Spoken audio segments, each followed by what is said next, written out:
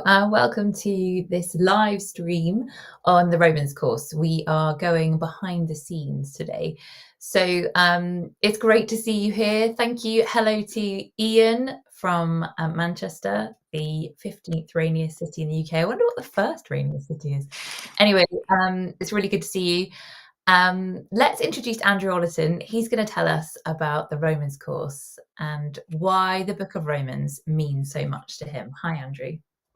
Hi, Abbie. Nice to see you today. I wonder whether we're in the rainiest city in the world. In Cardiff, it's raining at the moment, so we're rivaling Ian. Yeah, nice to see everyone today.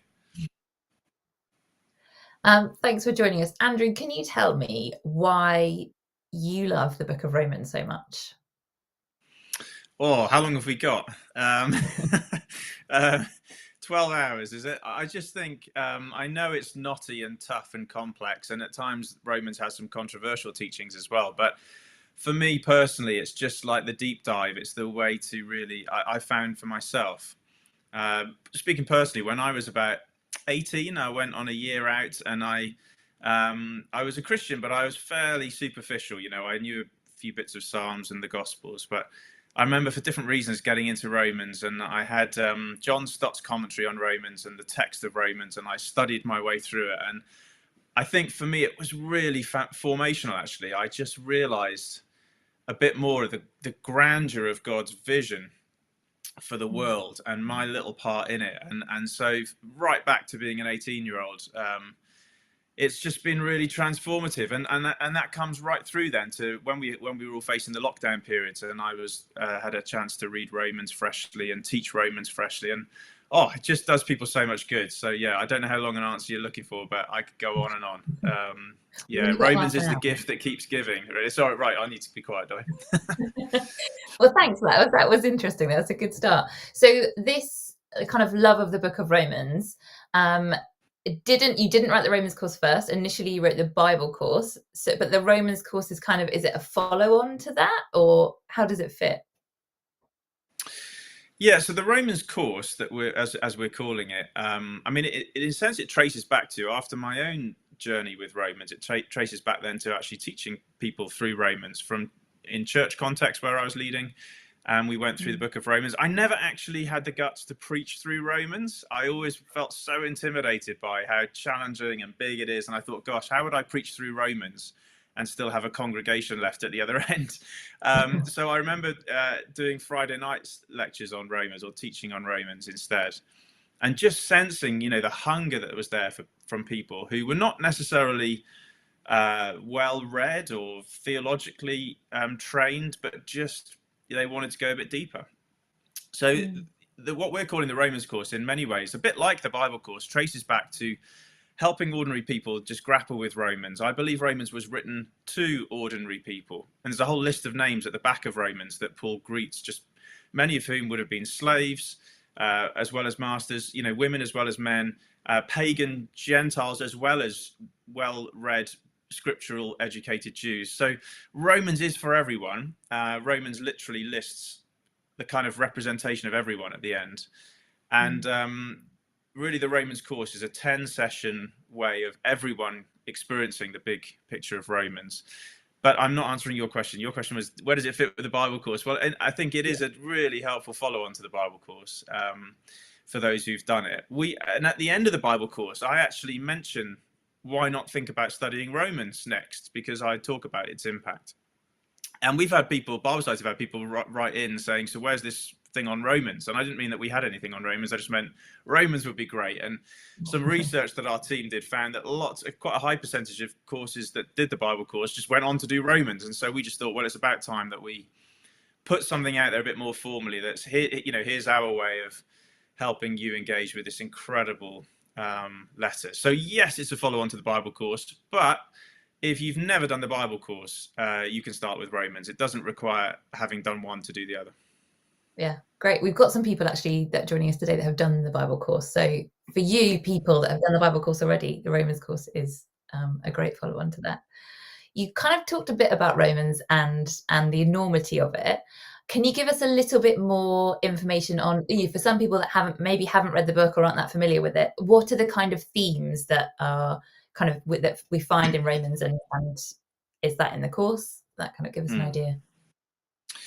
Yeah, well, Romans was written in the 1st century by the Apostle Paul to the early Christians in Rome. And so because he'd not visited the city, at least to spend time with these Christians, and he didn't start the church that was in Rome, he's less, if you like, feeling less responsible for the very particular questions. If you read 1 Corinthians, it's really just a sort of Q&A, really, of here's the things that he's cross about, or here's the things they were asking about. Romans isn't like that. It's much more Paul almost stepping back from feeling very responsible for a particular church to saying, here's how, and it's towards the end of his life, so it's the mature, if you like, the fully matured version of, here's what the good news of Jesus is really all about. And so as you go through Romans, I mean, one of the ways I tackle the big picture of Romans is comparing it to a mountain. And with Romans, then, you really are taking on the full landscape of both descending down into a sort of low place. Early on in the letter, Paul takes people really quite low to say, actually, apart from the good news of Jesus, what really are we? And his conclusion is, we're all sinners. All have sinned and fallen short of the glory of God. And then he does slowly start to take us up. And I think Romans 8 is the sort of high point, the incredible peak, where he talks about there's no condemnation for those who are in Christ Jesus. So he thinks of our past as being resolved through the death of Christ. He talks about our present experience of being the children of God, adopted. And again, all of this, in the course, we look at the backstory. Several of the really famous Roman emperors were adopted. So adoption wasn't, if you like, a sort of afterthought or an unfortunate thing. It was sometimes what the privileged people experienced. And when they were adopted, they came into this extraordinary new identity, inheritance, power. And Paul applies that truth not just to the elite or even just the men, but to all of God's children. It's just a beautiful. So, Romans 8 really is the mountaintop. But for Paul, the gospel is not just a sort of creed or a tick box exercise. I believe the right things. The gospel is something to be lived out. And so famously in Romans 12, he says, therefore, in view of God's mercy. And that's really where I feel I was slightly justified in using the mountain metaphor, because Paul thinks that he's brought us up to a high point, some kind of viewing point from which we've seen things we never thought were true or never understood the scale of it before. And he says, so now let's go down to put this into practice. And so Romans gets really practical. You ask what topics it covers. Well, everything from how to respond to revenge scenarios and broken relationships, how to use your spiritual gifts, whether you should pay taxes or not, how to respond to rulers. And it's got the lot, really. Sexual ethics, everything. But all of it's framed by the gospel. We have this incredible view, and now we can live it out. That sounds amazing. No wonder there's a course on it. That sounds really good, and like it would apply to so many different people's lives. So oh man. So now that we've got a bit more of an idea of the kind of content and the themes that we'll be covering, how does the course work? So can you give us an idea of what we'll actually get if we sign up to the course? Well, first and foremost, at the center of it really is a small group resource, and a bit like the Bible course. So, whether you're a small group leader or whether you're just informally wanting to host some friends journeying through Romans, the Romans course provides video content where I'll teach through some of the backstory, what was going on in the ancient context, and then the contemporary story. What does this mean for us today? So there's video teaching, and like the Bible course, if people are familiar with that, it's structured in such a way that you have a bit of teaching, then you actually grapple with a passage of Romans with some questions and discussion time, and then you do a bit more of the video teaching and then think, well, how does this apply to my life? So it's 10 sessions, which we're encouraging groups to do, one a week, with a break if you need it, and otherwise just carry on through, and over those 10 you'll go through Romans. There's 10 sessions of weekly time together as a small group. We are also this time wanting to help church leaders think about how they could preach through Romans, that very thing I was too scared of. We're trying to help others do, how you could preach through Romans in a way that is tagged to the small group experience. So it can work on several levels, but at its core, it's a group experience. How could we go through Romans together and make sense of it for ourselves? That sounds really cool. I like that it's got the church element as well as the small group element. I think that's really good. So if we were to sign up for the Romans course, how much would we have to pay to do this? Well, I think my understanding is Bible Society is doing this on a donation model this time. So as much or as little as you choose. Obviously, these things, Rome wasn't built in a day, and the Romans course, you know, we had a lot of good fun, but it's been a lot of hard work, and some incredible people inside and outside of Bible Society have put their incredible skills and tools into the project. So we'd love you to make a donation, because it's cost us a fair bit to produce it. But this time we just want to get it out there and get it as widely used as possible. So donate as much as you can, but don't let money stop you. Get the course, and in your own backyard, give it a try. That's amazing. That's really great. So you said it was super fun to film. You did go to Rome to film a lot of it. So let's have a look at you in action in Rome.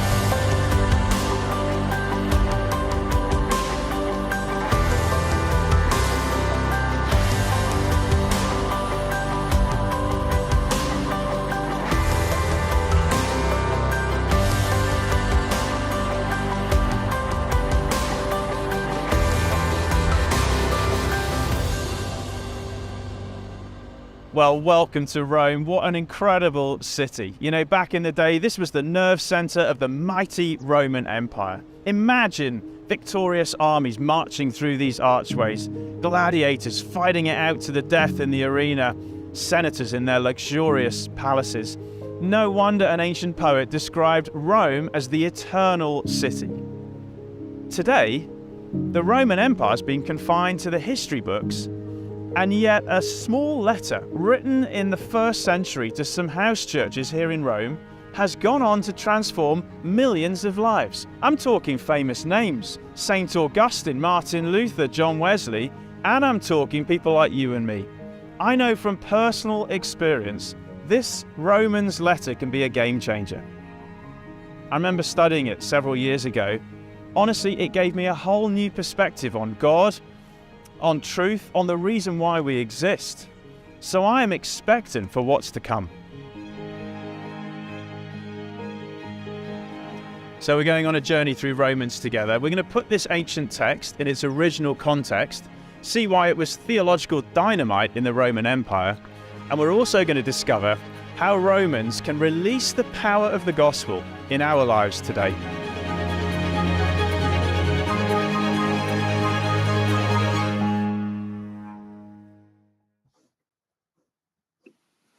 That looks exciting. Brings back happy memories. It does. Yeah. I bet it does. So I have a question off the back of that. It looks like you went to a lot of different places. That's just the intro to session 1, right? But that looks like you did see a lot of places in Rome. Did you count your steps while you were there? I don't have a Fitbit actually, Abbie. Sorry. Yeah, I think some of the other guys did. So one of the camera crew did, and we certainly clocked up some steps, because it was partly my fault, but I love walking. I don't really like going on public transport. I like to sort of walk and see things. So I sort of, and they were all carrying the heavy equipment. So we clocked up some steps. We did. And fueled by plenty of ice creams as well. The ice cream was amazing. Yeah. Ice cream and pizza. What else to have in Rome? That's great. So you filmed obviously a lot of the course in Rome. You said it was fun. You said you walked a lot. Have you got any more stories from filming from behind the scenes? Tell us what happened. Yeah, I mean, what we tried to do was only film in really intentional ways. In other words, here's a site that actually captures something of the message of Romans. So they're all really intentional. But that meant we had to go to lots. I think we filmed at about 30 different sites across the city in all. And Rome is really complicated to get permissions for filming, so we had a really helpful Italian, what's called an Italian fixer, not part of the mafia, but just a fixer for sites, to have permissions. So part of the struggle actually was we sort of flew out to Rome with so little in place for definite, and it was a bit of a journey of faith, really, of just kind of like, are we going to get? We got every single one that we prayed and asked for in the end. It was incredible, but some of them came through really last minute. I remember one beautiful church called 𝘛𝘩𝘦, which is just down the road from the Colosseum. If anyone goes to Rome, don't just visit the Colosseum, go to 𝘛𝘩𝘦, and because it's a beautiful church on the ground level, but you then can go down underneath to see effectively layers. Rome is, like many of ancient cities, has layers of history, because the ground has built up around various ruins and flooding, in the case of Rome, silting. And so you go down into history. There at the bottom is this old, probably earlier than 1st century BC villa, in which false gods were worshipped until this household converted to Christ. Maybe I like to think they read the book of Romans, but who knows? We can't prove that. But that was amazing, because we stood outside this church, 𝘛𝘩𝘦. We had a booking and no one was there, and we needed to film because we were on a really tight schedule. And our colleague Rob, between ice creams, he prayed and asked that God would, and literally he said, "Amen." We'd done everything. We'd banged on the door. We'd phoned every number we had. We'd been there for some time. As he said, "Amen," the door opened and in we went. It was, so there are lots of little stories like that. Probably my favorite of all the sites we filmed at, though, was there's a prison just off the side of the Forum called the Mamertine prison, which we can't be certain of most of these things, but it's likely to be the place where Paul was held right at the very end of his life. So if he wrote to Timothy, this would be the location from which he may well have written it. And after we'd filmed there and the camera crews had left, I just had a moment just of sitting in this dungeon in the darkness. It's really quite an atmospheric place where there's a sort of hole above your head that would have been the place where Paul would have been lowered down into this space. You can just see there, not a bit of a black and white depiction, but I don't know if you viewers can see it, but just above my head there's a plaque on the wall in Latin, but it commemorates the fact that several of the guards who were guarding the Apostle Paul became Christians through his witness while he was effectively on death row in that dungeon. So I found that really moving, a real privilege. That does sound really moving. We've got some more photos actually of you guys behind the scenes. So if Ryan, if you could show us the photos, and then if any of these photos spark any more memories, Andrew, it'd be great if you could talk us through them. Yeah, sure, of course, yeah. Right, well, that's the famous St. Peter's Basilica in Rome. So I think that's the square just outside where we had the privilege. The Vatican were really kind in giving us permission to film inside the zone that's normally out of bounds. So St. Peter, obviously, in the Catholic tradition, was the founder of the church in Rome. So we did a bit of filming there just to capture the backstory before Paul wrote his letter. Yeah. And then this is the Appian Way, which is a famous route into Rome, a kind of motorway of its day. And those stones are original. So the Apostle Paul, when he was led, in the end, when he did visit Rome, he was led as a prisoner. He would have walked down those stones into the city. So again, bits of history under your feet on that occasion. I'm not sure where we are there actually, but that's my good friend Andy Tuvey, who was amazing at running around the city with me. I think that might be the vantage point that overlooks the Forum. I don't know if there's another shot maybe further on, is there, of the Forum? But the Forum was the famous, oh, well, no, that's the Colosseum, isn't it? That's inside. So the Forum and the Colosseum are the two famous sites that form an archaeological park now in the centre of Rome.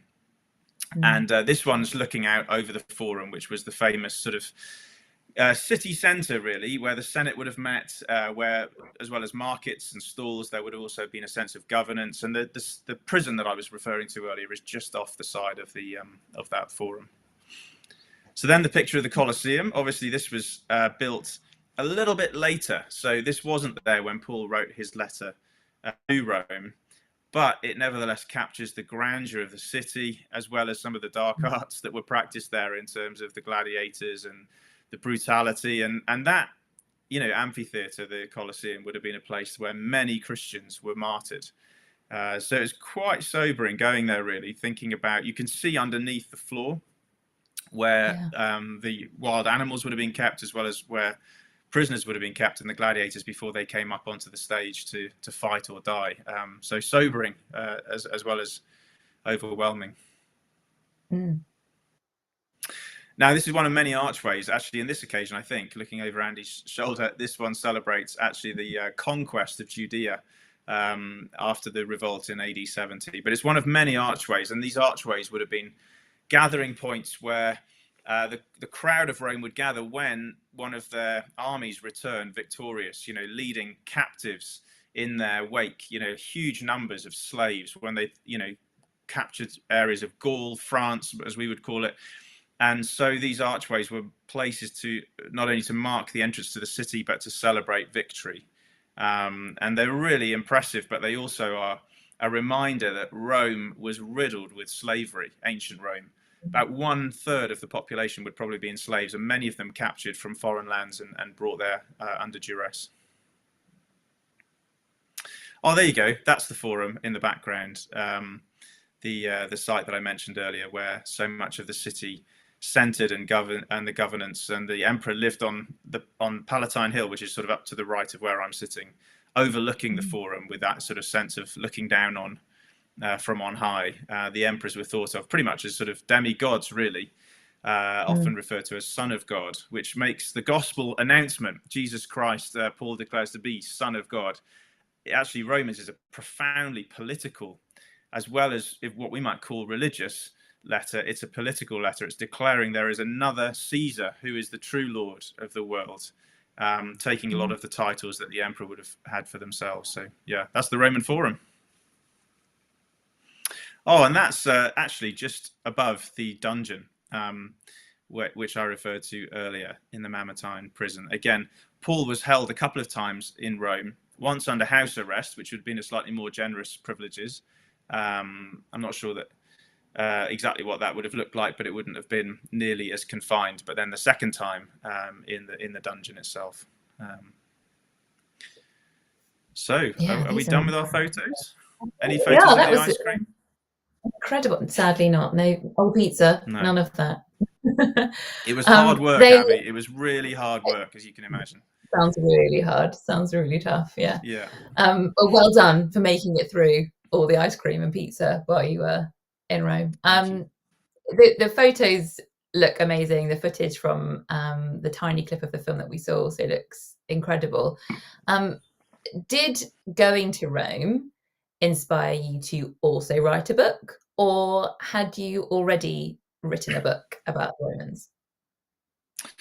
Yeah, well, I was already involved in the process, definitely. I don't think I'd quite finished it when we first went to Rome, at least. But yeah, alongside the course, I've written a book on Romans as an accompanying guide. Oh, there you go. There it is. And yeah, this one, which I really draw a lot on the mountain metaphor in hence the front cover. So it really sits alongside the course. I was already writing this because I think with Romans, there's always more to say. And I felt like alongside the Sunday series and the small group, I wanted something for individuals to read that went a bit deeper. And I drew a lot actually on some of my experience of researching into the historical backgrounds to Romans. So the book both goes into a bit more of the background, but also has a lot more on how do we live this today. And I think just generally with the book and with the course, one of the things we've tried to do is say, let's start, in the 1st century, where putting the text in its context, but then let's make sure we journey through to the 21st century. What does this mean today? What are we going to do differently in view of God's mercy? How can we offer ourselves? So we do that in the course, but I particularly try and help people in the book both think, what did this mean in the 1st century, and how can I live this out today in practical ways? So, and one of the things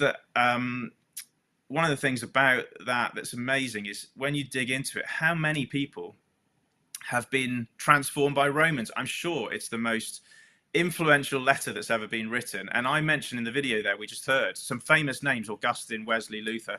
But at that time, I don't think I realized that David 𝘛𝘩𝘦, 𝘰𝘩𝘴𝘯𝘴 𝘊𝘰𝘮 as he's known, also came to faith reading Romans in a hotel room. And I was delighted that he endorsed my book on Romans, and it's been really kind of him to talk about it. But it meant so much more because, you know, he's just another name we recognize, famous name, where Romans has done its thing. And so my encouragement, you know, to everyone is, whether you get the book, whether you do the course, make sure you read Romans. It only takes an hour to read it through in one sitting. And it was when I read Romans through in one sitting, actually camping out on a mountain with my family under the stars. The kids had finally gone to sleep, and I started reading Romans on my Kindle, and I couldn't put it down. And I read it through under the Milky Way, and that's actually when I decided I've got to finally write this book on Romans that's kind of in me, and the course as well. So yeah, it's been a joy. But my encouragement is always, you know, whether you make it to Rome or not, whether you get the book or do the course or not, make sure you engage with Romans. It's so powerful. Great, that's really inspiring. Thank you. And it's nice that we can offer the Sunday service information and resources for the whole church. Then we've got the group activity in the course for small groups. And then if you want to read the book as a personal thing, then there's that option as well to go a bit further. I think we've covered all bases. I think that it's like a swimming pool, isn't it? And I do think that we need that. You know, there's got to be a shallow end where everyone can paddle in and explore for themselves, and then you also want a deep end where we're all learning more. And I have to say, for myself, I felt Romans has just got deeper. You know, I thought I knew it quite well, and then you sort of, sometimes it's through reading other people's books on it, but sometimes with Romans it's just literally reading Romans. You think, gosh, what does this, you know, what are the full implications of all of this? So I think Romans itself is like a swimming pool. You know, on the one hand, there are some of our favorite verses, the simplest and most profound verses. You know, nothing shall separate us from the love of God. There's no condemnation in Christ Jesus. You know, we have peace with God through our Lord Jesus Christ. These beautiful, simple verses are like a shallow end. And then there's all of it opens up into this deep end experience of God's incredible plan through the scriptures fulfilled in Jesus. Yeah, incredible. So if you want to be among the first people to hear more about the Romans course, to know exactly when it's launched and ready to go, the place to go is to sign up at biblesociety.org.uk/Romans. Yeah, it will all be there as soon as it's ready. So anything else that you want to say on the topic of Romans, apart from that you love it, Andrew? No, only I think I'd say, I think for those people who think they already know it, and I'm sure you do, I don't mean that you don't, I'm sure you do, there's just, it's the gift that keeps on giving. I think there's always an element of surprise with it, something that you didn't see coming. I remember reading one verse in Romans 4 where Paul just says that Abraham's offspring will be heirs of the world, and I just thought, I've never seen that, but what incredible thing to say, that this little nomadic family are going to be heirs of the world.